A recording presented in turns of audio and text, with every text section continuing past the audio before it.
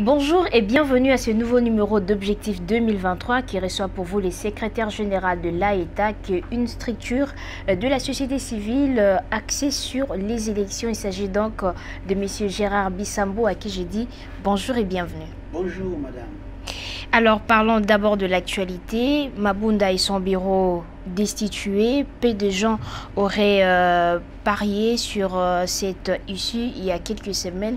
Et qu'est-ce qui explique selon vous ces revirements de situation? Je crois que d'abord il faudra noter qu'il ne s'agit pas nécessairement d'un revirement, parce que je voudrais d'abord vous rappeler que toute la communication des crises faite par l'UDPS depuis un certain temps tenait à cela, ça tenait à un schéma. Le schéma, c'était qu'il fallait bien qu'il puisse s'arracher de la coalition FCC-CACH, étant donné que le président tenait à une majorité qui lui permettrait de pouvoir en fait exercer dans la mise en œuvre de son programme. Ça, c'est la première chose. Donc, il faudra noter que les gens, l'opinion avait sous-estimé l'UDPS. Et l'UDPS avait été dans une stratégie politique pour pouvoir se retirer du FCC. Les raisons, ce sont lesquelles? D'abord, il y a l'enjeu 2023. C'est le positionnement à la présidence de la République en 2023.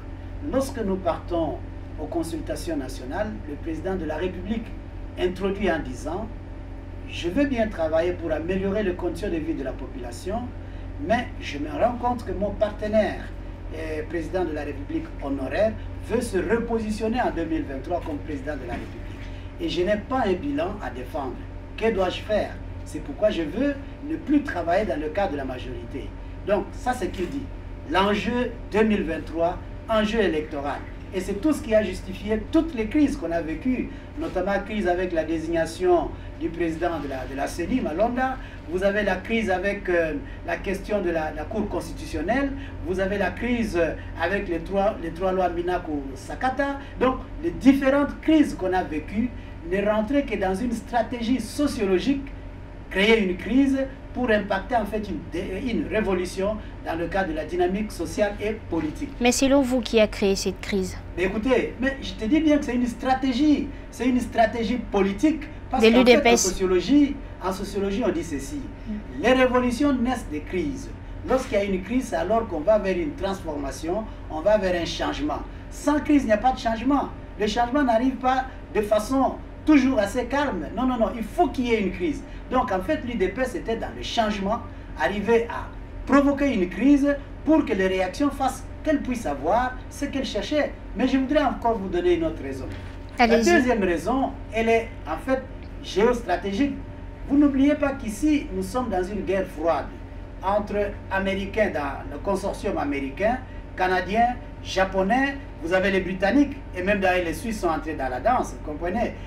L'Union européenne est un peu à côté, et vous avez de l'autre la Chine et la Russie. Donc la guerre froide, c'est quoi? C'est la monopolisation de l'exploitation minière du pays. Et ça, il faudra bien avoir un challenger, un pouvoir qui a l'une des tendances, vous comprenez? Alors, le pouvoir qui va sortir victorieux, c'est celui-là, en fait, qui va servir à sa classe. Notamment si Félix Tshisekedi en sort victorieux, eh bien, ce sont les Américains qui occupent l'espace. Eh bien, même si hier il a dit que toutes les reconstructions en termes d'infrastructures seront continuées par la Chine, mais moi je crois que c'est un discours de fleurs. C'est un discours de charme. Mais en réalité, ce sont les Américains qui vont revenir dans l'espace, et à un moment donné, les Européens vont revenir parce qu'en fait, ils ont commencé à tenir des discours du genre d'adhésion à toutes les réformes, sans ne plus dire de l'union sacrée. Donc, ça, c'est une deuxième raison. La troisième raison, non négligeable, elle est une raison sociologique. Comment? C'est le fait que l'objectif principal des élections de 2018 était l'amélioration de la gouvernance sociale. Que la population se retrouve dans le programme de celui qui sera élu, qu'on arrive à des nouvelles politiques, vous comprenez? Alors il s'est fait que les déceptions de 18 ans de gestion du président honoraire Joseph Kabila sont entrées en fait dans le cœur de la population qui, dans un discours manichéiste, considérant que en fait Kabila c'est le diable et Félix Tshisekedi c'est le saint qui vient sauver la population dans la prise du diable, vous comprenez? Et donc, si vous comprenez bien, le discours qui ressort dans l'opinion publique est tel qu'il faut que cette coalition puisse finir, soit défaite, étant donné qu'ils ne veulent plus en fait du système FCC, du système Kabila. Pourquoi? Parce qu'ils considèrent que c'est un système qui l'a enlisé dans la misère, qui l'a enlisé dans la pauvreté, qui l'a paupérisé en fait. Et donc il faudra bien changer de système. Et ce discours-là a été capitalisé, exploité par le président de la République qui a fait une communication sociale. Vous vous souviendrez, le 2 août de 1998, lorsque Laurent Désiré Kabila fait le président, constate que les Rwandais ont fait l'invasion en RDC. Qu'est-ce qu'il tient? Il tient comme discours: ces gens-là sont venus parce qu'ils convoitent nos minéraux. Mobilisez-vous pour les contrer. Et donc toute la population congolaise s'était mobilisée. Vous avez suivi à Tchangou qu'est-ce qui s'est passé avec les Rwandais. C'est le même discours en fait que le président de la République a tenu, un discours social qui a bondé sur ce qui accrochait aux préoccupations, aux aspirations de la population. Malheureusement, ce discours n'en venait pas du côté du FCC. Le FCC s'est considéré imbu de lui-même, malheureusement, comme étant une plateforme déjà assise, ayant ancrage, et donc il n'avait pas besoin une majorité. Oui, ayant une majorité. Malheureusement pour eux, parce que les autres travaillaient à scruter, à scier la majorité, de manière à la fragiliser pour l'avoir en leur faveur. Ça, c'est sur le plan communicationnel. Et le président de la République a bien joué par rapport à cela. Eh bien, c'est des guerres politiques. Hein? Donc, pour revenir à la question, ce n'est pas un revirement rapide de la situation, c'est juste une suite de faits comme vous l'avez énuméré. C'est une suite de faits et c'est un schéma politique qui était déjà bien orienté et ils sont là en train de réaliser leur schéma politique. Mais je voudrais quand même aussi dire que il y a aussi la question de la gouvernance interne du Parlement lui-même, de l'Assemblée nationale. Il y a eu des frustrations, il y a eu des tensions, il y a eu effectivement le fait que les députés nationaux ont dénoncé la confiscation du pouvoir parlementaire, du pouvoir de l'Assemblée nationale. Donc tout s'est géré de façon exogène. C'est comme si, quelque part, la présidente honoraire de l'Assemblée nationale n'avait pas l'autonomie et l'indépendance de la gestion de cette institution et que la plupart des décisions lui venaient en fait de l'extérieur, peut-être de son parti, de sa famille politique. Et ça l'a desservi. Peut-être elle a des compétences, il faut le dire pas peut-être, mais elle a des compétences, elle a une vision, elle a un leadership. Mais que voulez-vous lorsque le leadership est lié à un autre leadership? On ne peut pas faire ce que l'on voudra faire. Donc, il faudra noter que à ce niveau-là, il y a effectivement des députés qui ont décidé de manière à changer les choses à l'interne pour l'intérêt d'eux-mêmes, nonobstant le fait que les gens, la plupart disent, nous avons été convaincus, nous le faisons au nom du peuple, et bien nous allons le voir en œuvre. Et s'ils l'ont fait au nom du peuple, parce que les revendications au niveau de l'Assemblée nationale sont bien sûr des revendications qui militent pour leurs propres intérêts. Eh bien, qu'ils démontrent que ces revendications militaient effectivement pour l'intérêt de la population qui attend que son social soit amélioré. Tout à l'heure, vous avez dit que le FCC était un but de lui-même. Mais quelle marge de manœuvre aujourd'hui le FCC a pour renverser la situation? Ce qu'il faut d'abord noter, c'est qu'en politique, il est difficile de prédire les événements. Parce que la politique est dynamique. La politique analyse les faits tels qu'ils se présentent. Et ici, s'il faut parler d'une marge de manœuvre, moi je conditionne cela. Avec par quoi donc? Je conditionne cela par la sincérité des acteurs politiques qui ont transité vers le cash, qui sont partis vers l'union sacrée. C'est ça, vers l'union sacrée, le cash et l'union sacrée, bien sûr. Alors, je me dis qu'à ce niveau-là, si les acteurs qui, aujourd'hui ou hier, ont voté pour la déchéance du président de la présidente de l'Assemblée nationale honoraire, si ces acteurs-là ont décidé de façon sincère, cela veut dire qu'ils se disent déjà aujourd'hui intérioriser la vision de l'union sacrée telle que prônée par le président de la République, eh bien, on peut supposer qu'ils vont constituer la prochaine majorité. Ça, c'est tout à fait important. Mais si ce n'est pas le cas? C'est tout à fait important. Si ce n'est pas le cas, ce qui arrivera, c'est quoi? Ce qui arrivera, c'est qu'il faudra penser à la théorie du sacrifice utile. Ça signifie quoi? Ça signifie que le FCC peut avoir sacrifié une partie de ses élus. Allez-y, infiltrez-les pour savoir ce qui se fait. Au lieu que le torpillage, le blocage que le président de la République a dénoncé se fasse dans le cadre d'une coalition, ça serait maintenant dans l'union sacrée. En réalité, que là, il y a une reconversion en fait de la coalition FCC Cash en coalition Cash qui est FCC intra-Cash et qui devient union sacrée.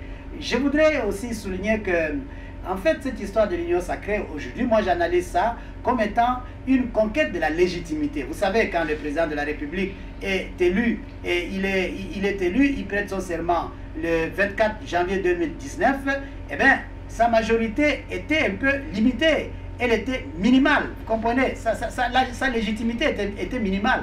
Mais aujourd'hui, avec la communication sociale qu'il a faite, vous comprendrez qu'il est en train d'élargir sa légitimité. Donc, en réalité, de gagner de plus en plus confiance. C'est ça, oui. De la légalité électorale du président de la République, nous sommes en train de muer vers une légitimité accrue. Et donc, il faudra bien qu'il y tienne parce que finalement, d'une légitimité accrue, on peut dégringoler vers une légitimité accrue. Et le socle, c'est quoi? C'est qu'il faut répondre au social de la population. Mais en ce moment-là, qu'est-ce qu'il faut dire? Qui doit intégrer l'union sacrée? Est-ce que cette intégration doit être sélective ou comment? Tel que le président de la République le dit, l'union sacrée, c'est une vision de gouvernance. L'union sacrée, en fait, c'est une vision pour l'intérêt du peuple congolais. Et hier, j'ai suivi son discours. Il a appelé tout le monde, toutes tendances confondues, sans distinction, sans discrimination.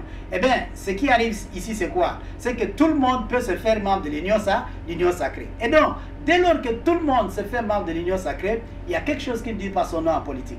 Je ne suis pas politologue, mais en tant que philosophe, je comprends que nous sommes là vers un gouvernement d'union nationale. Et lorsqu'on va vers un gouvernement d'union nationale de ce type, c'est un gouvernement d'union nationale décrété de façon unilatérale.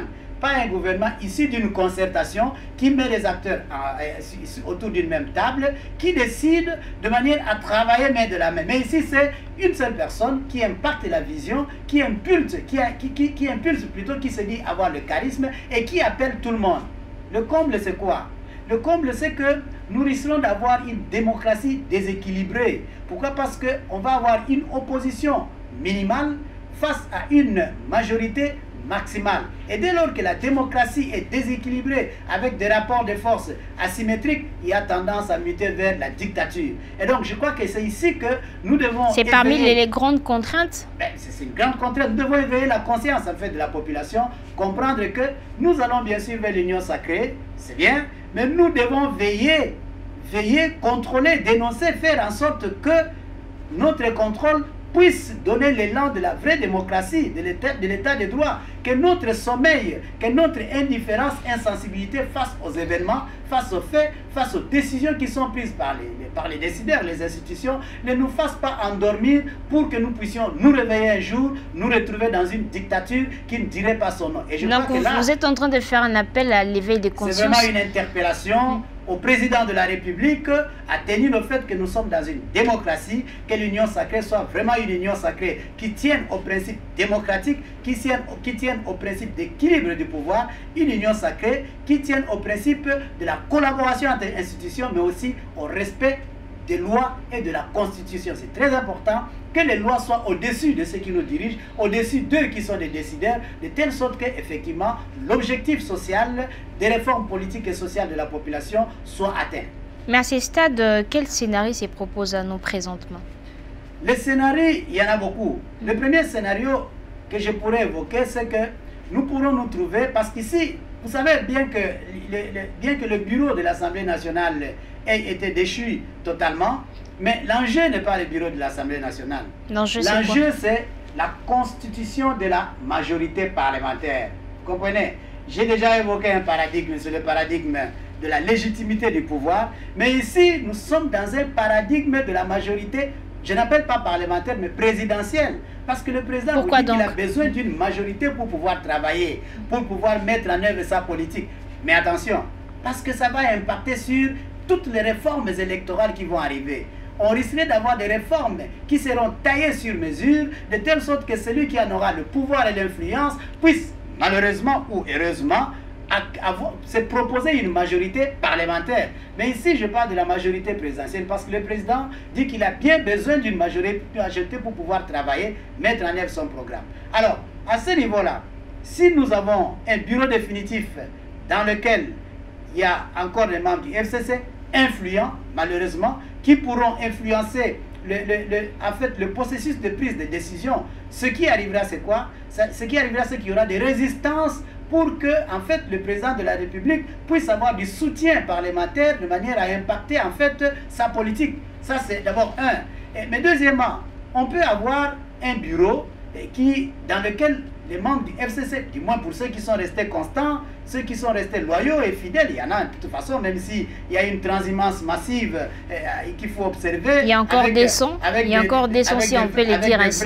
Avec des vrais et des faux prophètes, ça il faut le dire quand même, hein, parce qu'il faut aussi analyser cette transhumance-là, à quoi elle tient, ainsi de suite. Mais je disais qu'on peut avoir un bureau définitif où il n'y a aucun membre du FCC.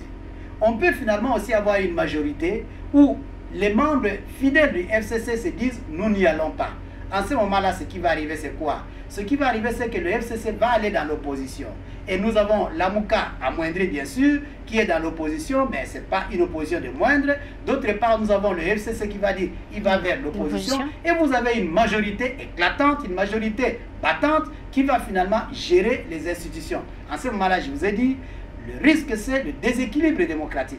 Le risque, c'est que nous allions vers, en fait, vers des idées, des opinions uniques. Et ce qui n'est pas bon en démocratie. Le risque, c'est que nous ne puissions pas penser à une bonne alternance, à une bonne démocratisation lors des prochaines élections.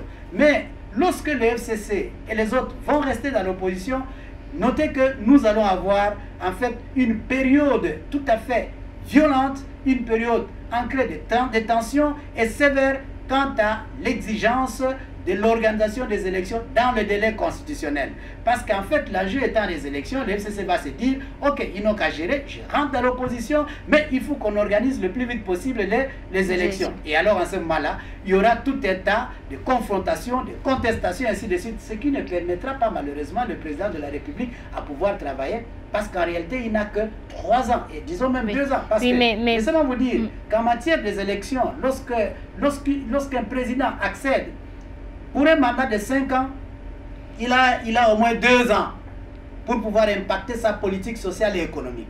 Et le président de la République a eu 2019 et 2020 pour impacter sa politique sociale et économique. Les 3 autres années, pour des présidents qui pensent encore à des mandats, ce ne sont plus des mandats sociaux ou encore économiques, ce sont des mandats électoraux. Ça signifie qu'à partir de la 3e année, le candidat commence à préparer son retour au pouvoir. Il commence à préparer son repositionnement au pouvoir. Vous comprenez? Donc, en réalité, la planification électorale va de pair avec la planification économique pour quelqu'un qui est décideur au niveau suprême à ce niveau-là. Vous comprenez? Et ce n'est pas pour rien que le président de la République a dit « Qu'est-ce que je vais présenter comme bilan ?» Parce qu'il se voit 2 ans passés, il n'a rien fait. Il doit commencer à penser, préparer les élections. Il doit en même temps parler du social des gens. Donc, ça ferait beaucoup trop de situations en même temps.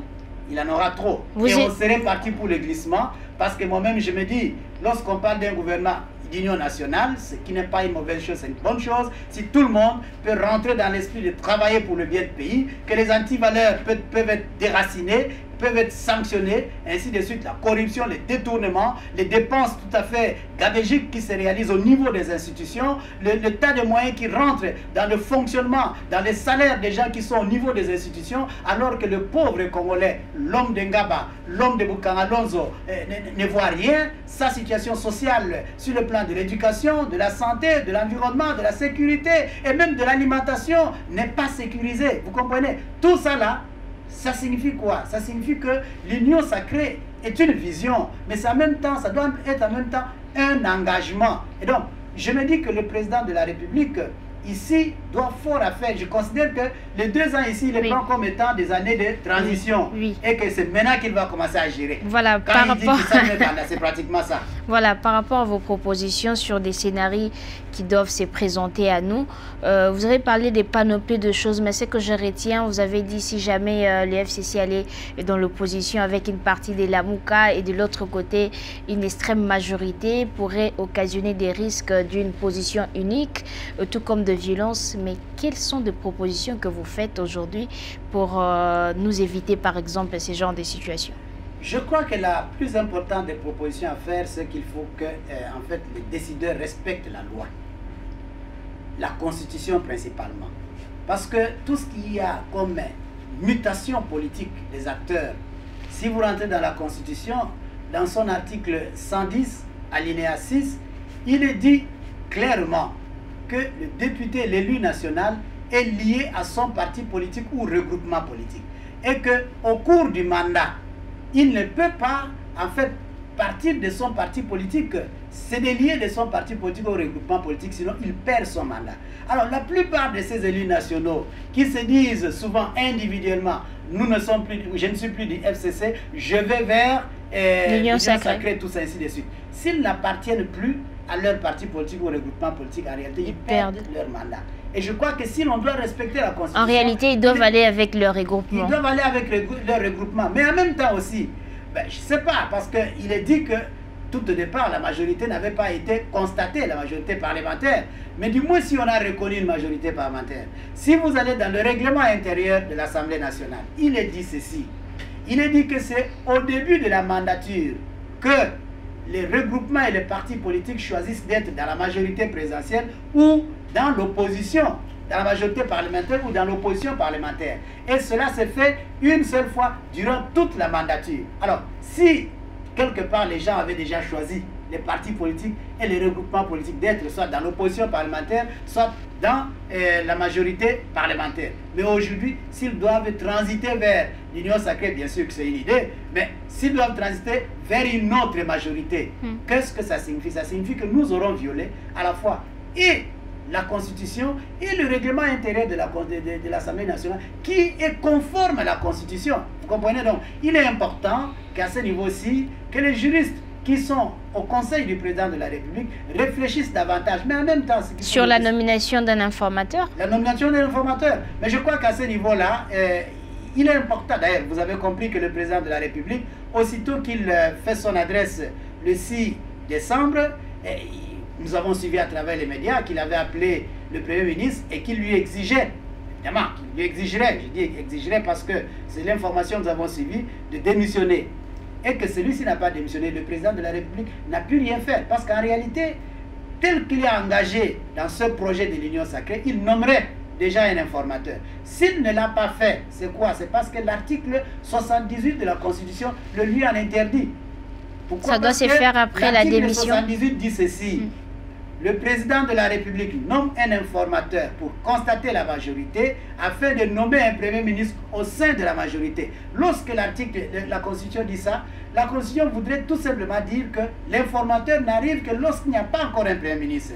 Parce que s'il y a encore un Premier ministre en place et qu'on nomme un informateur pour désigner, pour mener au processus de la désignation de notre Premier ministre, ça signifie qu'on aura finalement un pays avec un gouvernement bicéphale. Ça signifie qu'un Premier ministre encore en place qui malheureusement serait devenu illégitime et un Premier ministre qu'on nommerait. Je crois que le président de la République a compris et s'est fait interdire d'aller dans ce schéma-là. Donc un informateur avant la démission du Premier ministre serait irrégulier, c'est ça? Ça serait irrégulier. La Constitution en tout cas ne l'autorise pas, même si la Constitution n'est pas très claire là-dessus, mais en tout cas dans ces termes-là, la Constitution ne dit nulle part qu'un Premier ministre en place le nommerait encore un informateur pour constater la majorité au sein de laquelle on pourrait avoir un autre Premier ministre. Il faut d'abord que celui qui est en place puisse démissionner avec son mais que faire à ce stade pour obtenir la démission du Premier ministre pour éventuellement débloquer cette situation? Mais je crois que ici, si je dois entrer dans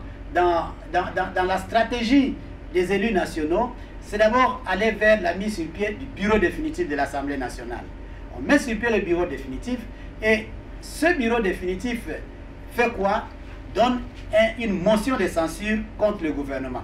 Et ça, vous allez dans les articles 138, 146 et 147 de notre Constitution que, en fait, le Parlement ou l'Assemblée qui est habilité à contrôler les institutions peut faire une motion de censure contre le gouvernement. Dès que la motion de censure est faite contre le gouvernement, donc le Premier ministre y compris, eh bien, ils sont réputés démissionnaires. Et en ce moment-là, il doit nécessairement déposer sa démission. Pourquoi? Parce qu'il est rejeté par ceux qui l'ont porté. Qui l'a porté? C'est la majorité parlementaire qui l'a porté. Eh bien, puisque cette majorité-là a fait une motion de censure, donc il est réputé démissionnaire. Et à ce moment-là, on peut nommer un informateur qui peut alors constater une nouvelle majorité pour avoir un... Donc il n'y a qu'une seule option qui se présente?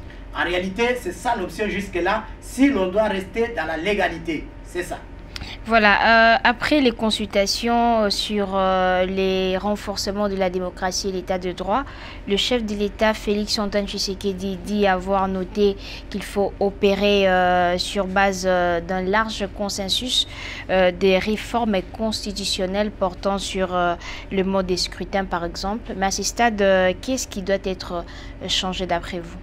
Mais je crois que lorsque le président de la République parle souvent du mode de scrutin, il évoque le mode de scrutin pour les sénateurs, les gouverneurs et les vice-gouverneurs. Mais je vais élargir. C'est de même que, évidemment, on n'a jamais organisé les élections locales, de même que le mode de scrutin pour les bourgmestres adjoints, et aussi pour les chefs de secteur et leurs adjoints, les chefs de chefferie, et ainsi de suite. Tout ça là, c'est le mode de scrutin. Évidemment, ils sont élus au scrutin majoritaire indirect. Oui. Mais le président de la République voudrait qu'ils soient élus au suffrage universel direct. Ici, ça serait possible dans la mesure où, si l'on doit capitaliser la machine à voter, il est donc possible qu'on puisse organiser ces élections en universel direct sans que ça nous demande trop de moyens. Mais si l'on ne met pas à profit la machine à voter, ça nous demandera beaucoup d'argent. Mais je suis d'avis effectivement qu'il est important qu'on élargisse en fait le corps électoral à ce niveau-là pour réduire en fait, je ne vais pas dire mettre fin, pour réduire en fait le degré ou le niveau de la corruption. Parce que lorsqu'on a un corps électoral limité, exigu, on peut le corrompre facilement. Mais lorsque le corps électoral est élargi, peut-être qu'il y a difficulté de pouvoir en fait le corrompre. Deuxièmement, c'est pour question de légitimité de ceux qui sont élus. Donc pour qu'ils aient quand même un peu de légitimité à ce niveau-là. Mais il y a encore, en fait, c'est le fait que dans le changement du mode ou encore du système électoral à ce niveau-là, il est important de pouvoir analyser le contexte politique du pays. Parce que le système électoral ne se change pas du jour au lendemain. Quand vous vous réveillez, vous dites on change de système. Non. Il faut passer par l'évaluation politique et sociale du contexte du pays. On évalue le contexte. Et puis on voit quelles étaient les limites du premier mode. Et puis il faut trouver des raisons fondamentales pour pouvoir aller vers un nouveau mode électoral. Mais en même temps aussi, il faut arriver à dégager clairement et de façon informée, en tout cas, le bien fondé du système que l'on apporte. Je vais ici parler par exemple du seuil légal d'éligibilité qui avait été, moi je dirais, imposé. Pourquoi? Parce que, évidemment, ce seuil n'avait pas été bien compris et bien expliqué aux acteurs politiques. Conséquence, qu'est-ce qu'il y a eu? Il y a eu beaucoup de contestations. Pourquoi? Parce que les gens n'ont pas compris le seuil électoral. C'est un seuil, ça a été tout à fait complexe. Quand quelqu'un essaye de totaliser, cumuler les voix qu'il a obtenues lors des élections, il se voit avoir gagné les élections. Mais finalement, quand la CENI publie, il n'a pas gagné. La CENI pouvait avoir raison. Mais malheureusement, puisque ça n'a pas été bien expliqué, le processus n'a pas été bien maîtrisé par les acteurs politiques qui sont des compétiteurs, eh bien, ça a créé beaucoup de problèmes. Donc la question du seuil doit être aussi révisitée? Mais oui, mais la question du seuil, ça c'est clair. Je vais d'abord vous dire que, en fait, le seuil électoral, c'est né en Allemagne. Et les Allemands ont innové le seuil électoral, en fait, pour exclure des partis politiques extrémistes. Comprenez? Pour les exclure. Alors, si nous prenons le seuil, nous l'amenons ici, mais le seuil avec le mode électoral de la proportionnalité de listes ouvertes à une seule voix préférentielle avec application de la règle du plus fort reste, dont l'objectif était d'impliquer les minorités des partis politiques minoritaires de manière à ce qu'on ait un processus électoral inclusif. Parce qu'en fait, nous sortions d'un pays à conflit. Nous ne sommes pas encore sortis parce que le conflit, il y en a toujours. Et donc, il fallait faire en sorte que l'on ait un système électoral qui implique tout le monde, qui se base sur l'inclusion des différents acteurs. Et alors, lorsque vous prenez le mode proportionnel, vous prenez le seuil, qui en réalité, en son sein, substantiellement, est un mode électoral exclusif. Pourquoi? Parce que vous prenez par exemple un candidat indépendant. Nous sommes là à l'article 101 de la Constitution. Vous comprenez? Lorsqu'il pose la candidature, quelque part, comme député, comme candidat député national, de quelle manière va-t-il atteindre le seuil, la valeur seuil? Pourquoi? Parce que le 1% du corps électoral, du suffrage universellement exprimé dans sa circonscription électorale ne serait pas facile à atteindre, bien qu'il y a eu effectivement des candidats qui avaient atteint, qui ont atteint presque la moitié du suffrage. Mais ce n'est pas toujours facile. Donc, en réalité, il y a une contradiction entre le seuil électoral et le mode proportionnel. Pourquoi? Parce que le mode proportionnel tient à inclure les minorités, alors que le seuil, malheureusement, dans son organisation, exclut les minorités. C'est là la contradiction. Et dans le mode proportionnel ou le seuil, quelle est votre proposition concrètement? Mode proportionnel ou le seuil? Écoutez, moi jusqu'à présent, je reste encore dans le mode proportionnel, bien que selon vous, c'est le mode meilleur? Oui, il est meilleur parce que nous sommes encore un pays à conflit. Nous sommes encore un pays où nous ne sommes pas encore une nation, nous sommes un État. Pour être une nation, il nous faut avoir une même vision, il nous faut avoir une même identité. Nous ne l'avons pas encore. Nous sommes en train de nous rechercher pour devenir une nation. Ça signifie que il y a encore des diversités, il y a encore des disparités entre nous, il y a encore des divisions entre nous. Vous comprenez? Donc, par rapport à cela, pour qu'on ait des élections paisibles et apaisées, d'ailleurs nous à l'État nous disons apaisées, il y a nécessité qu'on aille vers le mode proportionnel. Pourquoi? Parce qu'aller vers le mode majoritaire sera un mode tout à fait exclusif. Pourquoi? Parce que dans le mode majoritaire, ou bien vous gagnez, ou bien vous perdez. Qui gagne, gagne tout. Vous gagnez des chefs, vous gagnez tous les sièges. Vous perdez tout. C'est comme ça le mode majoritaire, la majoritaire simple. C'est ça. Mais dans la proportionnelle, vous avez gagné, mais vous n'avez pas tout gagné. Celui qui avait moins de voix peut gagner encore un siège qui est resté. Vous comprenez? C'est ça l'avantage. Mais le seuil, non. Alors, l'autre conséquence du seuil, c'est quoi? Le seuil, c'était, bon, ils avaient dit, c'était pour réduire le nombre de regroupements et partis politiques, mais nous en avions autour de 70, encore 70. Mais une autre conséquence, c'est le fait qu'aujourd'hui, vous voyez, des gens qui avaient été élus sur base du seuil dans un regroupement politique, aujourd'hui, ils transitent vers l'union sacrée, ils ont déjà oublié le seuil, vous comprenez? Donc, là où on cherchait à les regrouper dans un regroupement politique, mais ça s'éclate de soi, de façon spontanée. Ça signifie que nous n'avons pas encore l'idéologie d'être parti politique. Ça signifie que le seuil n'avait pas été maîtrisé par le candidat. Pourquoi? Parce qu'en réalité, si on s'appartenait réellement dans un regroupement politique, avec une même idéologie, avec un même programme, que l'on cherchait à impacter, évidemment, que l'union sacrée soit née, ou que le président fasse un appel tout à fait conséquent et tout à fait pertinent, on se dirait oui, nous voudrions bien contribuer en restant le regroupement politique là où nous sommes, parce que comme opposition, on peut aussi parler, l'opposition n'est pas que pour contredire. L'autre élément que nous devrons en fait critiquer par rapport au seuil, c'est le fait que le seuil a cautionné beaucoup d'erreurs de calcul, vous comprenez, dans le calcul de la valeur seuil pour voir quel est le regroupement qui est atteint, de manière à ce qu'il puisse être pourvoir, en fait, qu'on puisse pourvoir à ce siège. Il y a eu beaucoup d'erreurs. Nous, on a aidé quelquefois certains acteurs politiques qui étaient invalidés, mais dans le calcul de seuil, ils ont atteint le seuil, et puis finalement, en réalité, ils devaient obtenir des sièges. Je n'en voudrais pas pour citer quelques exemples en réalité, mais je crois que comme c'est une émission, on va taire cela. On a aidé, il y en a qui ont recouvré leur validation, leur validité en tant que député, qui aujourd'hui exercent. Donc on n'a pas du tout intériorisé ces systèmes. Ça n'a pas été intériorisé, mais ça a aussi complexifié le calcul au niveau du système électoral. Ça a complexifié. Je crois que c'est une expérience qu'on a tentée.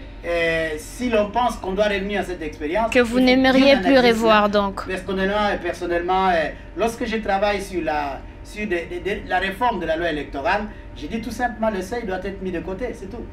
Ça doit être mis de côté parce que c'est une expérience qui ne nous a pas servi. Par contre, ça a causé beaucoup de contestations et même de conflits aujourd'hui. Vous comprenez? Toujours dans le discours du chef de l'État, il a aussi dit qu'il faut ouvrir un débat sur la réintroduction de l'élection présidentielle au suffrage universel direct à la majorité absolue, c'est-à-dire à des tours, et les cas échéants verrouiller les dispositions dans une révision constitutionnelle. Quel est votre point de vue là-dessus? Je crois que d'abord il faudra noter que la révision constitutionnelle, elle est tout à fait importante, elle est pertinente, dans la mesure où notre constitution est anachronique, elle ne répond plus au contexte actuel. Ça, c'est ce qu'il faut noter. La constitution avait été élaborée, rédigée, dans le contexte d'un pays en conflit, un pays divisé avec plusieurs acteurs qui portaient en eux un leadership. Et donc, il fallait équilibrer le pouvoir, le pouvoir entre tous ceux qui accédaient aux institutions. Vous avez, par exemple, lorsque vous lisez la Constitution, dans l'exposé des motifs, on vous dit que le président a des compétences, mais il doit impliquer le gouvernement dans l'exercice de ses compétences, mais sous le contrôle du Parlement. Vous comprenez? Donc les trois sont liés. Le président est lié par le gouvernement et le Parlement. Le Parlement est lié. Donc c'est ça, c'est cet équilibre-là, cette conciliation pour marquer la cohésion. Donc ça c'est important de penser qu'aujourd'hui, il ne faut plus que nous pensions que la révision de la Constitution serait un tabou. Non, c'est un texte qui ne répond plus à certains défis sociaux, économiques du pays, et il faut réviser. Et à tout moment, quand ça va pas, on peut réviser? Non, non, non, pas à tout moment. Je voudrais aller. Je prends par exemple dans l'exposé des motifs. L'une des grandes motivations qu'on a données pour notre Constitution, c'est quoi? C'est la résolution de la crise de légitimité. Mais c'est une motivation pratiquement politique. Mais et la motivation en rapport avec le développement social, le développement de la population. Vous résolvez la crise de légitimité, mais il n'y a pas de retombées dans le développement de la population. Il faut déjà que dans l'exposé des motifs, la vision de développement soit mentionnée, soit marquée pour que celui qui vient prêter serment sur la Constitution et qui doit en être garant puisse se dire l'objectif principal, c'est le développement social de la population. Maintenant, venons-en à la question des deux tours. Je crois que c'est tout à fait important et c'est pertinent que l'article 60 puisse récupérer la question de l'élection présidentielle à deux tours. Pourquoi? Parce que, en fait, c'est pour conférer une majorité, une légitimité quand même assez importante au président de la République qui sera élu. C'est tout à fait important qu'il ait la légitimité. Qu'on ait un président de la République élu avec 30%, avec 40%. Donc, en fait, il a 60% de ceux qui n'ont pas porté son programme. D'une opinion qui lui est contraire. Et donc, c'est ce que Félix a fait. Il était obligé de conquérir une autre légitimité. Vous comprenez? Donc, il l'a fait après 2 ans. Et il a profité d'une situation. Donc, en réalité, pour qu'il ait de la légitimité, il faut aller à 2 tours où nous allons avoir 2 candidats qui vont alors présenter chacun son programme et en même temps qui vont aller vers un débat contradictoire. Vous soutenez un débat contradictoire? Oui. Et ça permettrait. Pourquoi? Parce que chacun doit démontrer de quoi il est capable. Ce à quoi le Congolais attend de, ce que le Congolais attend de lui. Il faut qu'il démontre qu'il est capable de répondre aux défis du Congolais. Et quelle est l'intelligence technique, l'intelligence théorique et même politique qu'il a pour répondre à ses souhaits, à ses aspirations de la population. C'est ça surtout. Et ça permettrait quoi? Le premier vote du premier tour, souvent c'est un vote qui est teinté, qui est entaché de corruption et ainsi de suite. Mais le second, c'est beaucoup plus basé sur le programme. Il va quitter le territoire, l'espace ethno-social, l'espace ethno-identitaire, et le clientélisme, la corruption, tout ce qu'il y a là, ainsi de suite, des actions, des fleurs, ainsi de suite. Non, il va quitter. Donc ça sera l'objectivité. Basé sur le programme et on pourra y travailler. Ça c'est clair. Mais il faudra quand même dire que ça aussi, le vote, le deuxième tour va permettre en fait de faire dessiner déjà, de donner une configuration sur les différentes tendances de coalition qu'il y aura. Au lieu d'avoir des coalitions en pleine mandature, mais on peut avoir des coalitions déjà de façon ex-ante, ça veut dire qu'en aval, bien avant, oui. En amont plutôt, parce que tel ont soutenu tel candidat, tel autre tel candidat, cela veut dire qu'en réalité, il constitue déjà une coalition. Et donc, il va se dessiner une coalition à 2 tendances. Et celui qui sera élu, les autres vont aller dans l'opposition. On ne va plus assister à des transhumances politiques où, parce que vous avez été dessus là-bas, vous voulez aller au mangeoire et vous allez de ce côté-là. Non. Je crois que ça permettra en même temps de dessiner, de donner une bonne configuration sur les tendances de coalition qui devront être décidées en amont et conduire en fait l'action gouvernementale tout en jouant le rôle de la mobilisation de la population, de son éducation pour réussir évidemment cet objectif.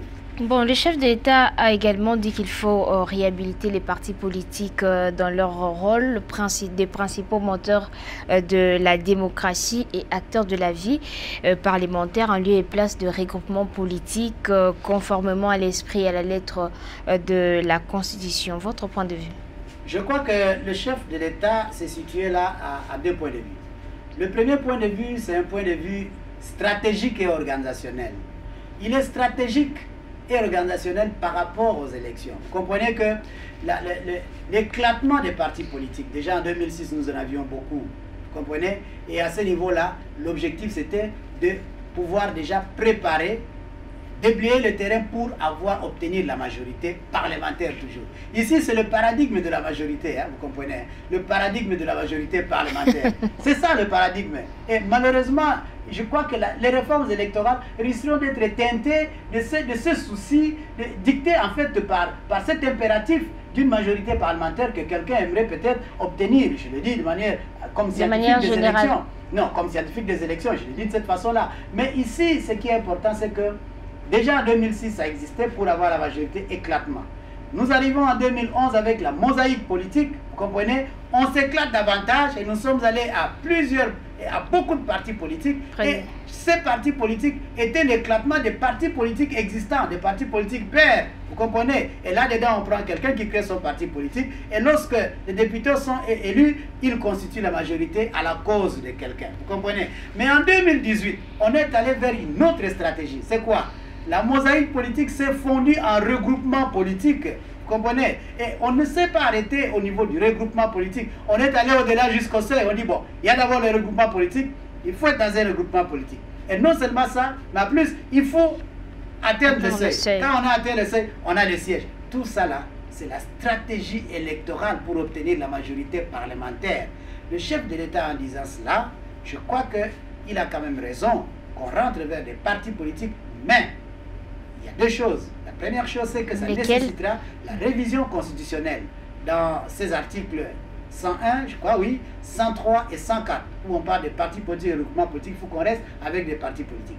Deuxièmement, il est important de réformer de fond en comble et de manière assez rationnelle et systématique la loi portant organisation et fonctionnement des partis politiques. Parce que c'est cette loi-là qui ne fonctionne vraiment pas. Et la réforme de cette loi devra se baser sur des études socio-anthropologiques dans la mesure où il faut des consultations, voir que représentent des partis politiques, quel est le rôle qu'ils jouent, les leaders, les responsables, les chefs des partis politiques, quel rôle ils jouent, quels sont les rapports à l'interne, quel est le type de gouvernance interne pratiquée par les partis politiques, qui y sont là-bas comme membres. Vous comprenez? Arriver à dégager les défis qui vont se relever par rapport aux partis politiques et ces défis-là en formuler des recommandations pour les traduire, les couler en loi. Et ça, c'est tout à fait important qu'on arrive à le faire. Donc, pour le faire, il faut tout un processus.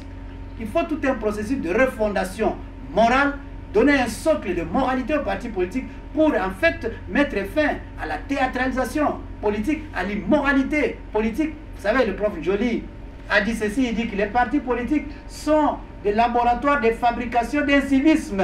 Vous comprenez? Il a raison, parce que la corruption, ça dans les partis politiques, l'harcèlement, les violences, tout ça, c'est dans les partis politiques. On est, vous comprenez, aujourd'hui dans les plateformes, on dit même qu'il y a même, on a formé qui? On les appelle des combattants ou encore des bérets verts, des bérets rouges, des bérets jaunes. Mais c'est pourquoi? Les bérets rouges, ça veut dire que vous allez combattre avec qui? Ils ont un rôle d'éduquer la population, ils ont un rôle de mobiliser, moraliser la population, ils ont un rôle d'impacter la démocratie au sein de la population. Malheureusement, ces rôles ne se jouent pas. Donc le président de la République, en disant ça, devra comprendre qu'il y a un travail important à faire de la moralisation des partis politiques pour qu'ils jouent leur rôle en termes de démocratie. Voilà, assurer les votes pour les Congolais de l'étranger aux prochaines élections en République démocratique du Congo, est-ce possible ou encore s'il faut dire c'est urgent selon vous? C'est impérieux. Vous dites urgent, oui, mais c'est en même temps impérieux. Et il faudra noter que ici il y a deux implications. D'abord, il faudra relever que pour les élections de 2018, on a dû changer, je crois que c'est en juillet 2018, la loi sur l'enrôlement, l'identification et l'enrôlement des électeurs, parce que cette loi, la première loi, demandait qu'on puisse enrôler les Congolais vivant à l'étranger. Et c'est l'honorable Thomas Lokondo, effectivement, qui a constaté devant la CENI, s'est exprimé en impossibilité technique et même d'ailleurs financière pour pouvoir faire enrôler, en tout cas pour enrôler les Congolais de l'étranger. Et l'honorable Thomas Lokondo a récupéré cette loi et ça a été modifié pour que finalement l'organisation des élections ne se passe pas dans la violation en termes d'exclusion des Congolais vivant à l'étranger. Donc, en fait, c'est impérieux. Pourquoi? Parce que ces Congolais, ce sont des Congolais qui contribuent à notre économie, qui contribuent à notre social, qui ont le sens patriotique, qui veulent travailler pour le développement du pays, qui veulent travailler en fait pour la démocratisation du pays. Il est important que déjà, en amont, dans le choix, qu'ils soient pris en compte. comme électeurs et comme candidats. Ils peuvent être à la fois électeurs ou éligibles, parce qu'il y en a qui peuvent amener des idées pour faire avancer le pays. Ça, c'est important. Mais il y a une autre implication. L'implication est constitutionnelle. Il faudra d'abord qu'on puisse bien décider sur l'inconcurrence, l'inconcurabilité en fait de la nationalité congolaise. Notre nationalité, elle est une. Elle ne peut pas concurrente à une autre nationalité. Il faudra qu'on discute sur cette question-là, bien que ça pose des problèmes avec l'insécurité qu'il y a à travers certaines provinces du pays. Mais en réalité... Discuter de cette question avant oui, c'est important. Parce que vous le allez vote dire, de Congolais de l'étranger. Vous allez demander qu'on puisse enrôler les Congolais de l'étranger et qu'ils puissent voter, alors qu'il y a d'autres Congolais qui, dans l'entretemps, ont changé leur nationalité, mais qui gardent encore la nationalité congolaise, vous comprenez? À ce moment-là, on risquera d'être injuste. Il faudra effectivement qu'on décide sur cette question de l'article 10 de la Constitution, qui jusque-là est resté pendant. Et c'est depuis du temps de Vital Kamerhe, l'honorable Vital Kamerhe, qui était au Parlement, à ce moment-là comme président du Parlement, c'est resté pendant. Comprenez? Donc, il est important qu'on décide, qu'on clarifie, est-ce que nous restons dans une nationalité non concurrente ou encore nous allons cette fois-là accepter d'être avoir une nationalité concurrente. Ça signifie que quelqu'un peut avoir une autre nationalité en étant congolais d'origine ou encore congolais de nationalité. Et vous soutenez cela? Pardon? Avoir une nationalité... Il faut analyser le contexte. Il faut analyser le contexte. Le contexte actuel. Ce qu'il faut se dire, c'est quoi? Mais si ça peut nous apporter, du bien en termes de développement, quoi de mal? Si quelqu'un qui a déjà une nationalité américaine et qui finalement voudrait récupérer sa nationalité congolaise parce qu'il est congolais d'origine, quoi de mal? Moi j'ai un ami qui vit aux États-Unis, qui a déjà changé de nationalité, mais qui tient à revenir comme américain, mais obtenir la nationalité pour installer ici en fait un garage électronique pour de fabrication en fait. Il a beaucoup de projets par rapport à cela, mais il va apporter, je ne pense pas que vous soutenez cela pour votre ami. Non, je ne soutiens pas pour lui, mais je suis en train de dire, de bien fonder de cela, ce que ça peut apporter pour le développement du pays. Parce que la plupart qui ont perdu leur nationalité, quand ils arrivent ici, vous comprenez, ils veulent investir. La taxation qu'ils doivent payer en termes de fiscalité, on les considère comme étant des étrangers, des expatriés, alors qu'il est congolais. Vous comprenez? À ce moment-là, ça décourage les investissements, ça décourage en fait les actions pour le développement du pays, ça décourage les apports sociaux qu'ils peuvent apporter. Pourquoi? Parce que investir leur coûte un peu plus cher, étant donné qu'ils ne sont plus considérés comme étant congolais. Mais sur le plan quand même sociologique, il est important de se dire, mais je suis dans mon pays et considéré comme étranger, alors qu'il a enterré des morts ici, il a soigné des malades avec son argent, lui qui est étranger. Je crois que ça doit très bien se régler cette question. Organiser ou réaliser les recensements de la population dans les délais raisonnables. Votre point de vue? Encore faut-il dire si vraiment aujourd'hui on doit encore parler du délai, parce qu'en réalité, avoir un recensement qui durerait une année pour qu'on ait un fichier d'état civil sur lequel, je suis électoraliste, serait basé le fichier électoral, devait se faire à partir de cette année. On commencerait cette année, prendre une année, donc toute l'année 2021. En début d'année de 2020? Bon, ça signifie que, déjà si on avait commencé à partir du mois de novembre, décembre, on prendrait une année, en 2021 vers la fin, on aurait déjà eu le fichier et ça faciliterait qu'on ait un fichier électoral basé sur le fichier d'état civil qui sera alors à ce moment-là inclusif en tenant compte de tous les paramètres, vous comprenez? Et en ce moment-là, ça signifie quoi? Vous organisez le recensement, vous n'avez besoin que de 350 millions de dollars.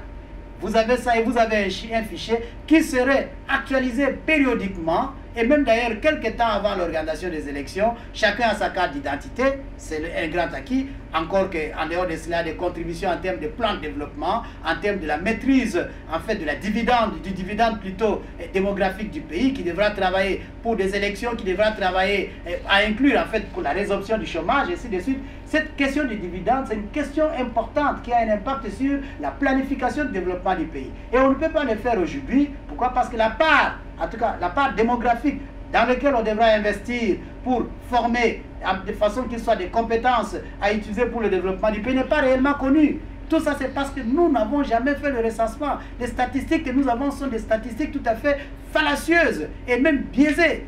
D'ailleurs, ce sont des Donc, des vous estimez que organiser un recensement, c'est une priorité, mais là, on est en perte de temps, c'est ça? C'est vraiment une priorité, mais qui peut d'ailleurs se récupérer? Laissez-moi d'abord aller. Est-ce que vous voudrez bien dépenser 350 millions de dollars? Est-ce qu'il y en a déjà? Vous comprenez? Mais ça peut exister. Question de volonté. Je crois que c'est question de volonté. Lorsque on met de l'argent, peut-être pour des conciliables politiques, alors que cet argent serait mis pour l'investissement, pour le développement du pays, pour lequel on travaille, on est censé travailler, je crois que c'est possible, c'est question de volonté. Alors je disais, 350 millions pour le recensement et l'identification des populations, mais aussi 400 millions pour l'enrôlement des électeurs. Vous comprenez? L'enrôlement des électeurs, à lui seul, prend 400 millions. Et ça vous prend 737 jours. Donc ça veut dire 16 mois. 737 jours, 16 mois. Donc en réalité, ça vous prend déjà et du temps, et de l'énergie, et des moyens, et des efforts, avec toutes les sécurités que nous avons dans le cadre du processus électoral. Donc ça prend une grande partie temporelle de la chronologie, en fait, dans la planification électorale. Or, si, et ça alors il faut dire que l'enrôlement, vous dépenserez 400 millions chaque fois que vous aurez organisé des élections, parce qu'il faut reviser le fichier électoral. Mais lorsque vous dépensez 350 millions pour l'identification, le recensement de la population, vous ne dépensez qu'une seule fois. Vous avez un fichier d'état civil. Une seule fois pendant combien de temps? Pendant même 10 ans. Parce que c'est régulièrement que vous actualisez cela. Avec le service de population au niveau des communes, des territoires, s'il y a un décès, il donne l'information, on applique. Et ça entre directement. S'il y a une naissance, il donne l'information, on ajoute. Et à telle période, on sait que les enfants ont atteint la majorité. Et ils peuvent être finalement inclus dans le fichier électoral. Et au niveau de la CENI, de l'administration électorale, ils n'auront plus besoin d'organiser l'enrôlement des électeurs. Ce qu'ils feront, c'est quoi? C'est de demander tout simplement à l'état civil de lui remettre le fichier d'état civil actualisé. Et lui aussi actualise ses listes électorales. Il n'a plus besoin de dépenser, d'utiliser 737 jours. Il n'a plus besoin de dépenser 400 millions de dollars. Il a tout simplement besoin de ces fichiers, juste un petit montant. Avec, dans 3 ou 4 semaines, il peut lancer l'obtention des cartes d'électeurs. Chacun va avec sa carte d'identité. Paf, il a la majorité. On regarde dans le système, il est là. On lui donne la carte d'électeur. Et on a fait déjà avant, il peut faire la cartographie des bureaux de vote. Ça peut arriver avant. Donc c'est ça la nécessité de l'identité et le recensement de la population. Outre le fait que c'est vraiment un outil important pour le développement du pays, parce que toute la planification de développement doit se faire sur base de statistiques fiables et réalistes, pas des statistiques imaginaires, comprenez? Donc, en réalité, nous pouvons encore y aller. Il y a des méthodes qui existent, par exemple la méthode RAPTA, donc le recensement rapide qui existe des populations, ça existe, où l'on peut faire... En très peu de temps? Oui, en très peu de temps, 6 mois, 7 mois, ça existe. C'est vraiment avec les mêmes coûts ou non, le coût va être un peu augmenté, mais on fait moins de temps. Si l'on veut, effectivement, moi je vois là sous l'angle des élections, hein, je vois 2021, les élections c'est en 2023. Donc il faut, si l'on veut avoir un fichier électoral fiable, inclusif, qui tient compte de tous les paramètres à ce niveau-là, il faut bien maintenant. Et là, il faudra associer en fait les experts de la CENI qui effectivement sont déjà assez avancés avec tout le travail qu'ils ont fait, de manière à ce que dans cette interaction-là, dans cette concertation, on ait un fichier d'état civil qui répond en même temps aux défis de ce que nous voulons avoir comme fichier électoral. Réformer la loi électorale et la Commission électorale nationale indépendante avant la désignation de ses membres. Je crois que nous avons déjà commis une erreur stratégique. Laquelle? L'erreur stratégique, c'est que nous avons eu plusieurs sessions parlementaires au cours desquelles on pouvait désigner les animateurs de la CENI et on ne l'a pas fait. Et aujourd'hui, nous devons être responsables de nous-mêmes et de la situation parce que nous sommes déjà en train d'aller vers le glissement du processus électoral. Vous savez, la CENI actuelle, bien que déjà partant, a un calendrier électoral dont l'élection présidentielle est prévue pour le 17 décembre 2023. Mais à condition qu'il existait déjà une CENI qui devait travailler sur ça, de telle sorte que le processus soit mené en termes d'opération pour qu'on puisse réaliser ces délais. Mais tel que nous allons, puisque la session parlementaire en cours, qui se referme déjà aujourd'hui, bien sûr qu'il pourrait aller vers une session extraordinaire, mais je ne vois pas mais ça ne serait pas parmi les priorités ou les questions. Dans leur agenda. Ça ne sera pas une question à traiter dans leur agenda. Donc, ça signifie qu'en réalité, nous avons commis une erreur stratégique. Et pourquoi on pouvait avoir désigné les animateurs de la CENI avant les réformes? Parce que, la CENI, c'est une institution technique qui est appelée à accompagner les réformes. la réforme, par exemple, de la loi électorale. Mais il faut des discussions et des débats pour arriver à choisir, en fait, le système électoral à adopter. Ça ne se fait pas de façon subreptice, non. Mais ça se fait sur base d'études, d'analyses. Il faut avoir des gens qui maîtrisent le système électoral. Et dans les élections, en fait, s'il y a une matière qui est très compliquée, c'est la matière sur le système électoral. Parce qu'en fait, c'est la matière principale qui essaye de transformer les voix en sièges. Mais il faut savoir transformer les voix en sièges, cette alchimie-là, de telle sorte que ça ne puisse pas donner des mécontents. Alors, donc, il devait accompagner les réformes électorales à tous les niveaux, mais il devait surtout élaborer un budget détaillé à introduire au gouvernement qui serait adopté, en tout cas par le Parlement. Malheureusement, le budget, la loi des finances va être adopté, c'est déjà au Sénat, et on a là des lignes budgétaires globales pour ce qui est des élections, lesquelles lignes, malheureusement, je dirais, ne tiennent pas compte des exigences financières des élections qui vont être organisées. Parce que, en fait, la planification financière tient compte de la planification technique opérationnelle des élections. Et donc là, il y avait une nécessité que la CENI soit déjà mise en place pour évaluer de façon détaillée. Elle aura besoin de quoi pour organiser les élections en tel moment, en telle période. Parce que plus on perd de temps, si les activités se mènent de façon en urgence, et on dépense plus. Par exemple, je vous donne un exemple. Vous commandez le matériel électoral. Et lorsque vous le commandez en Chine, par exemple, si vous savez que vos élections, c'est dans 3 ans, le matériel commandé, ça peut venir par bateau. Vous payez moins. Et en ce moment-là, quand vous commandez le matériel, l'usine auquel vous avez commandé le matériel va travailler lentement parce que vous avez assez de temps. Donc, il travaille assez lentement, calmement, vous payez moins. Et quand ça arrive, c'est par bateau, vous payez moins. Mais si vous passez la commande 4 mois avant, cela veut dire que la fabrication va être rapide. Vous allez vous solliciter que vous fabriquez ce matériel.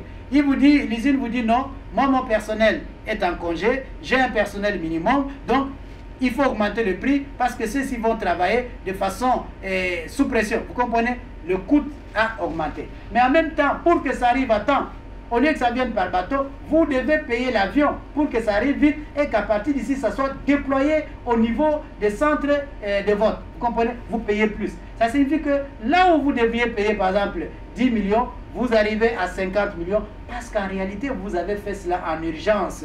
Et tout ça, ça doit se budgétiser. Et mais budget... en termes de budget pour les processus électoraux, pour les élections, le chef de l'État parlait d'un budget annuel pour financer les élections. Comment est-ce que vous... Oui, le budget annuel, je crois que c'est une bonne idée, avoir des provisions budgétaires par rapport pour les élections. En fait, l'idée à la base ici, c'est quoi? C'est à la fin d'un processus électoral que démarre la dispensation du prochain processus. Ça signifie quoi? Vous terminez, nous avons fini le processus électoral 2018, encore qu'il n'était pas fini parce qu'il y a d'autres élections qui n'avaient pas été organisées. Mais comme nous sommes dans la chronique, dans le marasme de l'irrégularité des élections, nous acceptons qu'on a arrêté un processus parce qu'aujourd'hui il est en berne. On l'accepte. Après cela, on devait commencer à préparer le processus suivant. Et préparer ce processus signifie en même temps d'avoir les moyens, un budget par rapport à cela. Donc c'est comme pour dire que le budget, la planification électorale doit aller de pair avec la planification financière des élections. Pourquoi? Parce que la première année, il y a des moyens qui sont prévus, ces moyens vont servir à telle opération. La deuxième année, c'est à telle opération.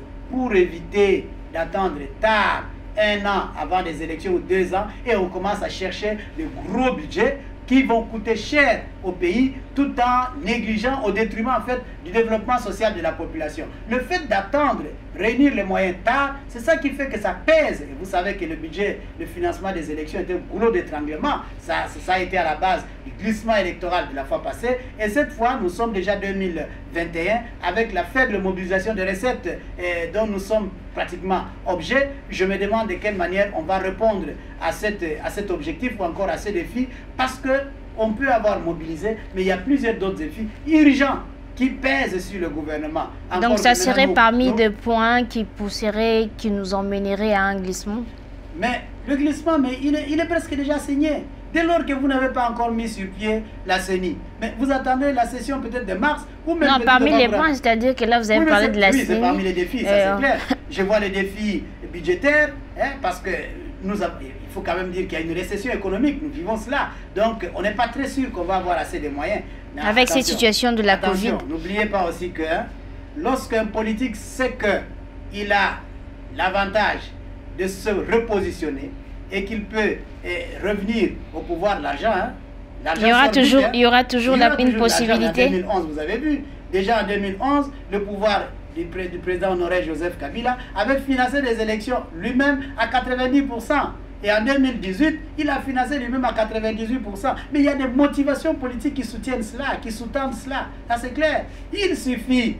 Donc si c'est le cas pour le président actuel, donc il pourrait y avoir élection sans problème. L'argent viendra de quelque part. Bon, est-ce que nous allons perdre notre souveraineté dans l'organisation des élections pour rebondir vers le financement extérieur? Ça, c'est très sûr que le financement extérieur va intervenir parce qu'on voudra bien vite changer étant donné qu'il y a l'enjeu stratégique qui nous tiraille un peu par-ci par-là. Donc, je crois qu'à ce niveau-là, il est important de noter que la question budgétaire est tout à fait importante. Et donc, là aussi, j'aimerais souligner qu'autant on mobilise des provisions budgétaires annuellement, autant qu'on doit avoir des mécanismes de contrôle, des mécanismes de contrôle dans la gestion de ces moyens pour l'exécution du budget. On a vu avec le processus passé que la CENI était totalement, vraiment en dépassement. Parfois, c'est à raison, étant donné l'urgence opérationnelle, et ça pouvait arriver, mais le contrôle n'a pas suivi.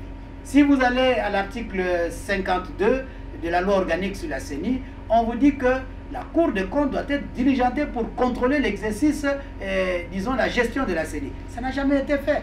Vous allez par exemple à l'article 28, on vous dit que chaque mois de mars, la CENI dépose son rapport annuel. Et à la fin de chaque processus, il dépose aussi le rapport de l'organisation des élections de son processus électoral. Ça a été déposé, mais ça n'a jamais été examiné. Donc vous encouragez que l'audit se fasse régulièrement. Ce que j'encouragerais, c'est qu'on examine le rapport de la CENI, parce que dans ce rapport, il y a effectivement des propositions de réforme qui avaient été faites. Ça, c'est un. Deuxièmement, il faut qu'on aille jusqu'à analyser ou encore examiner, auditer la gestion de la CENI. Et là, je ne vois pas seulement l'audit financier, mais il y a aussi l'audit logistique, avec tous les matériels que la CENI a utilisés. On a acheté des machines à voter, il y en a encore combien? Et c'est dans quel état? C'est gardé où? Et pourtant, la machine à voter peut encore nous servir, nous pouvons capitaliser cela pour l'organisation des autres élections. À faible coût. Pardon? À faible coût. À faible coût, si on le veut, parce qu'en ce moment-là, il va être question de bien analyser, d'avoir un budget réaliste et fiable qui soutienne cela. Mais je crois qu'avec la machine à voter, on est capable d'organiser les élections du suffrage universel direct, en tout cas le même jour, sans trop de problèmes, parce qu'il suffit simplement que les gens puissent s'approprier l'utilisation de cette machine, étant donné que la première expérience n'a pas été du tout mauvaise. En tout cas, les gens ont noté que c'était quand même assez avantageux, ça prenait moins de temps, alors que on avait introduit la machine à voter de façon un peu brutale, il y avait beaucoup de contestations, mais si tous nous allons vers un consensus, vers une adhésion telle que la machine à voter devra être utilisée, parce que quand même c'est notre trouvaille, il faudra que nous puissions saluer cela. Je crois que nous pouvons organiser plusieurs élections, même les élections locales d'ailleurs, ça peut s'organiser en un rien de temps, sans trop de problèmes. Question que ces machines-là, que l'on évalue, en tout cas, l'utilisation, que l'on évalue l'introduction de la machine à voter, quels sont les avantages, les désavantages, quels sont les défis, mais en même temps qu'on puisse reconditionner les machines qui existent, mais surtout qui est l'audit logistique et informatique pour se rendre compte de combien on a acheté, qu'on fasse la traçabilité en fait, combien on a acheté, combien il reste encore et pourquoi les autres n'existent pas, reconditionner cela de manière et actualiser cela par rapport au contexte actuel parce qu'elle ne va pas rester telle qu'elle. Donc ça peut être un outil important qui nous permettrait d'organiser la plupart des élections, même des élections locales qu'on n'organise pas encore jusque-là parce qu'on pense que ça pose des problèmes. La machine à voter peut aider à cela. Changer le mode des scrutins de gouverneurs et des sénateurs, l'idéal serait quoi? L'idéal pour changer le mode de scrutin des gouverneurs, tout ça, ainsi de suite. Je crois que pour moi, l'élargissement du corps électoral ne prendrait pas, ne pencherait pas vers l'universel direct. On peut augmenter le corps électoral. Par exemple, les gouverneurs et les sénateurs, peut-être, en fait, les députés provinciaux vont voter effectivement le gouverneur et les sénateurs, mais si l'on commence par les élections locales, on peut intégrer les conseillers des communes, des conseillers des secteurs, des chefferies, ensemble avec les députés provinciaux, on augmente le corps électoral et ils peuvent voter alors les sénateurs, les gouverneurs et les vice-gouverneurs, parce qu'à ce moment-là, ça les met en lien avec la base, parce que surtout les gouverneurs et vice-gouverneurs sont déjà presque dans l'intermédiaire entre politique et administration. Et ils devaient beaucoup plus travailler avec ceux qui sont dans l'administration. Donc, si vous les mettez en lien, ils se voient redevables en termes de mandat avec ceux qui sont à la base, qui nous représentent à la base, je crois que ça peut permettre en ce moment-là de réduire la corruption. Il y aura plus de crédibilité. Si on a assez de moyens, il y aura de crédibilité. C'est question simplement de moraliser les acteurs politiques. C'est question de mettre des mécanismes, en tout cas des mécanismes de sanctions, des mécanismes de répression contre la corruption électorale. C'est possible d'y aller. La corruption électorale, c'est quand on le veut qu'on peut le faire. Et ça arrive souvent. Mais il faut mettre des mécanismes de contrôle, des mécanismes de préservation de l'éthique électorale, de l'intégrité électorale à ce niveau-là. Il y a des principes qui existent, il y a des théories qui existent que l'on peut mettre en application. Ça, c'est possible. Mais si l'on pense qu'on a assez de moyens, on peut aller vers l'universel. Mais en ce moment-là, comme je l'ai dit, il faut mettre à profit la machine à voter et d'abord la vulgariser, que les gens se l'approprient et que les gens s'habituent avec cela. En ce moment-là, ça devient leur culture et on peut organiser toutes ces élections en une fois, mais il faut avoir une bonne machine d'administration électorale qui gère la question des résultats de façon parcimonieuse, de façon tout à fait intègre, de telle sorte qu'on ne vive pas à des contestations avec des résultats qui seront tripotés ou comment. Organiser en 2023 les premières élections locales en même temps que les élections nationales. Êtes-vous d'avis? Mais je crois quand même qu'on peut revenir vers ce que dit en fait l'accord du dialogue, l'accord global du dialogue inclusif là, qui avait existé, qui dit qu'en réalité, la pyramide de l'organisation des élections devait être en fait bottom-up, ça veut dire commencer du bas jusqu'à haut. Ça signifie qu'on commence par les élections locales et graduellement, on va vers l'élection du président de la République. Vous savez, nous sommes arrivés dans cette maladie d'avoir seulement l'élection du président, et puis vous avez les législatives, et puis on néglige le reste. Pourquoi? C'est parce qu'en réalité, nos élections sont souvent instrumentalisées, sont souvent téléguidées par l'Occident. Vous comprenez? Vous savez, en 2004, quand on décidait d'organiser les élections, les Occidentaux, évidemment, comme nous étions dans une situation de conflit, dans une situation de partition, nous attendions qu'on vienne nous aider, ainsi de suite. Mais c'est eux qui ont décidé qu'on commence vite par l'élection présidentielle, les élections législatives, parce qu'ils voulaient avoir un interlocuteur pour commencer à gérer les minéraux dans le pays. C'est des intérêts géostratégiques à ce niveau-là. Eh bien, ils l'ont dit. Mais avec le deuxième cycle électoral, ce qui devait être fait, c'est quoi? On commencerait par la base, l'élection locale, et puis remonter, tel que c'était décidé dans l'accord de Sun City. Vous comprenez? Malheureusement, là encore, on a mis tellement du temps qu'on n'a plus pensé aux élections locales et on est revenu à la même erreur en organisant l'élection présidentielle, législative d'ailleurs. Donc ce serait un point de vue souhaitable. C'est vraiment un point de vue souhaitable et si l'on doit le faire, il faut que ça commence tôt. Mais encore que là, lorsqu'on parle d'élections locales, il y a deux défis. Lesquels? Le premier défi, c'est le fait que si vous regardez en termes d'entité territoriale au niveau de la base, si l'on doit organiser les élections, le total, c'est que, en fait, le budget du pays devra prendre en charge plus de 7000 agents de l'administration territoriale. Plus de 7000. Or, nous avons un budget tout à fait minime, insignifiant. Donc, prendre plus de 7000, ajouter à la lourde charge plutôt que le gouvernement a déjà, que notre budget porte déjà, ça va être difficile. Donc, il faut adopter un modus operandi. Il faut adopter une stratégie. Il faut commencer quelque part. Par exemple, au niveau de la territoriale. Abandonner d'abord le niveau de chefferie. Et je crois que la CENI a une bonne proposition là-dessus. Mais ça devra être discuté. C'est pourquoi je vous ai dit qu'il fallait qu'il existe d'abord une CENI qui discute sur ça pour éclairer, donner l'éclairage, de manière à pousser le législateur à prendre de bonnes décisions. Des décisions, en fait, qui tiennent compte des impératifs et des défis du pays. Alors, je voudrais dire ici que le premier impératif, nous sommes en train de chuter déjà. Oui. Le premier impératif, c'est celui-là. Ça signifie que le nombre d'agents dans l'administration territoriale va être exorbitant. Et la conséquence, c'est quoi? Vous les prenez, il faut les installer. Vous n'avez pas d'argent, ils ne sont pas installés. Ils sont simplement des administrateurs de nom.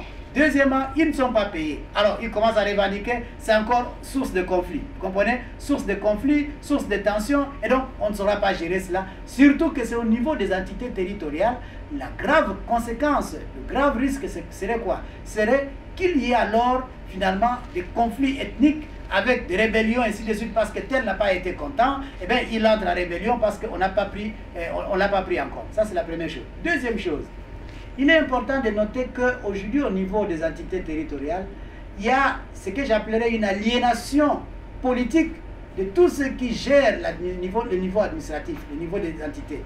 Parce que vous le votez sur une liste de partis politiques.